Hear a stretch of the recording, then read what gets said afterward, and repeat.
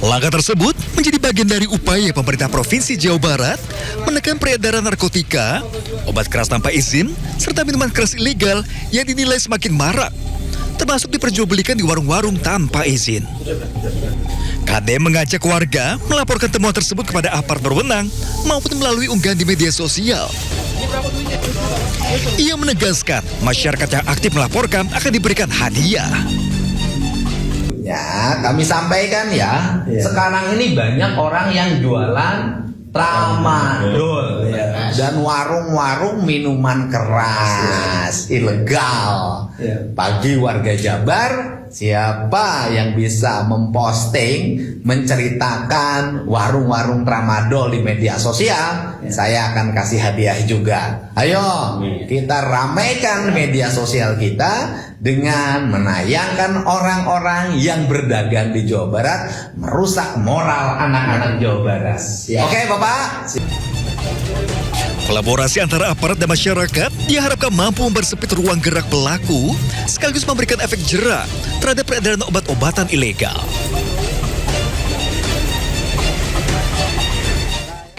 Walaupun kerap dikritik dan menimbulkan kontroversi, Deddy Mulyadi terus menggelar berbagai sayembara. Sosiolog menyebut lewat sayembara, KDM justru tengah menyentil polisi untuk bertindak lebih cepat menyelesaikan berbagai kasus kriminal di Jawa Barat.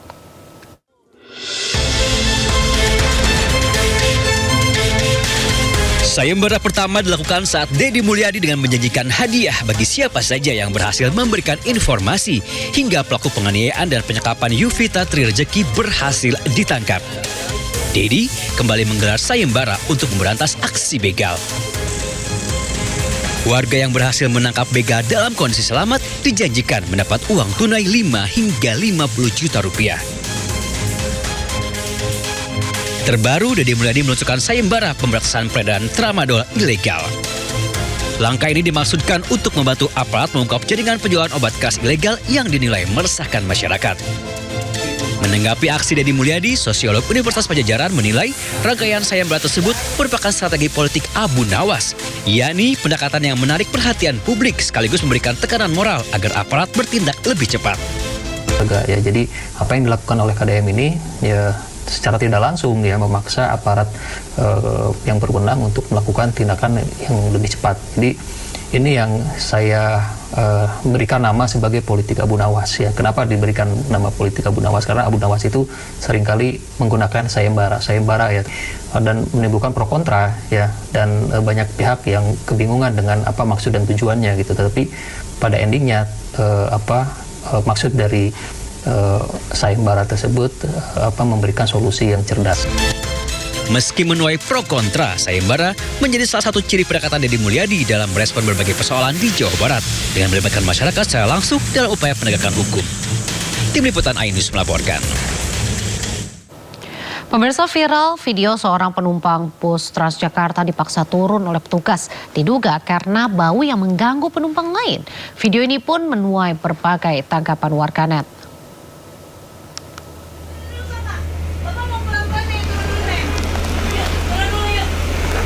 Petugas bus Transjakarta sedang berusaha keras membujuk seorang penumpang pria yang duduk di kursi belakang bus Transjakarta. Diduga peristiwa ini berlokasi di halte Transjakarta Kampung Melayu, Jakarta Timur. Penumpang ini diduga menimbulkan bau tak sedap sehingga mengganggu kenyamanan para penumpang lain di dalam bus Transjakarta. Hingga kini belum ada keterangan resmi dari pihak Transjakarta terkait penurunan paksa penumpang dari atas bus.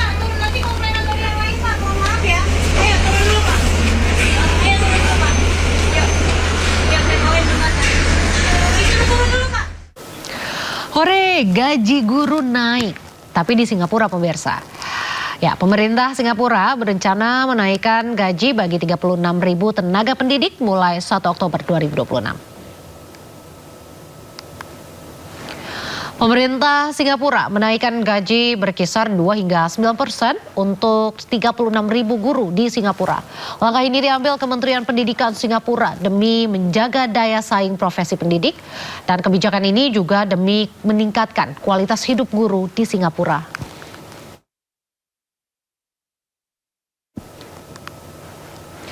Tak hanya gaji, Ada program peningkatan fasilitas dan tunjangan guru asing.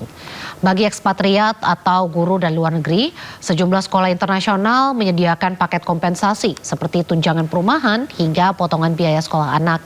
Sementara untuk guru lokal di Singapura, rincian gaji sekolah di sana secara umum berkisar 423 juta hingga 1,41 miliar rupiah per tahun.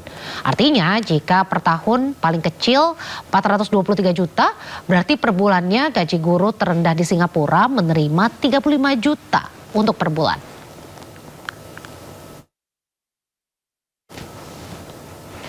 Menurut Menteri Pendidikan Singapura, Desmond Lee, para guru di Singapura adalah jantung sistem pendidikan. Hari demi hari mereka melakukan lebih dari yang diharapkan untuk membimbing siswa dan mendukung perjalanan belajar mereka. Sementara menurut anggota Komite Parlemen Pemerintah untuk Pendidikan Singapura, pemerintah perlu melihat berbagai aspek lain seperti jam kerja dan juga beban tugas yang harus ditanggung tenaga pendidik.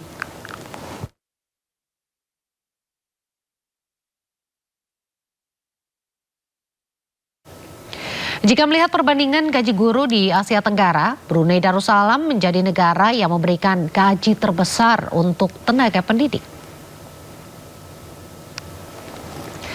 Bersumber dari data Indonesia, Brunei Darussalam menggaji guru dengan kisaran 24 sampai 82 juta rupiah.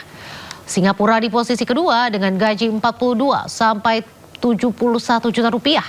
Kamboja di posisi ketiga dengan 13 sampai 43 juta rupiah dan Malaysia di posisi keempat. Sementara Indonesia di posisi ke-9 dengan kisaran gaji 540.000 sampai 7,32 juta rupiah. Masih di atas Laos di posisi ke-10 dengan kisaran 2,2 juta sampai 5,2 juta rupiah.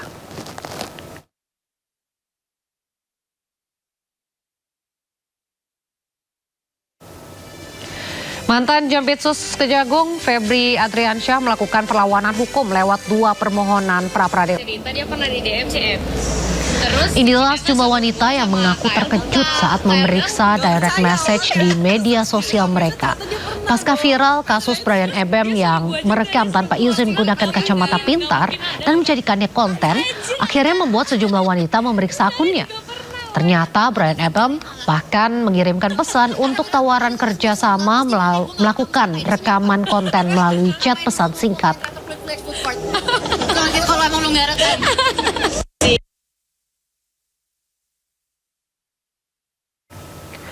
Pemirsa, Kementerian Komunikasi dan Digital Mutia Hafid membantah telah membatasi peliputan dan konten aksi unjuk rasa di Mediak. Komdiji juga meminta masyarakat untuk berhenti menyebarkan hoax. Dari Kementerian Komunikasi dan Digital tidak ada kita melakukan pelarangan terhadap media massa untuk melakukan peliputan apapun bentuknya, selama dalam kaidah-kaidah jurnalistik dan sesuai dengan koridor undang-undang pers. Jadi itu, jadi selama sekali lagi informasinya benar silakan, tapi jangan menyebarkan informasi palsu dengan keinginan untuk membuat ketakutan-ketakutan di tengah masyarakat dengan menggunakan sekali lagi data-data yang tidak benar. Karena informasi itu berdampak kepada keputusan orang per orang dari hari per hari. Beralih ke informasi selanjutnya, Gubernur Jawa Barat Deddy Mulyadi menyiapkan hadiah bagi warga yang mengungkap peredaran tramadol dan obat keras tertentu di wilayah Jawa Barat. KDM ajak warga melaporkan temuan dengan melapor ke aparat maupun melalui unggahan media sosial.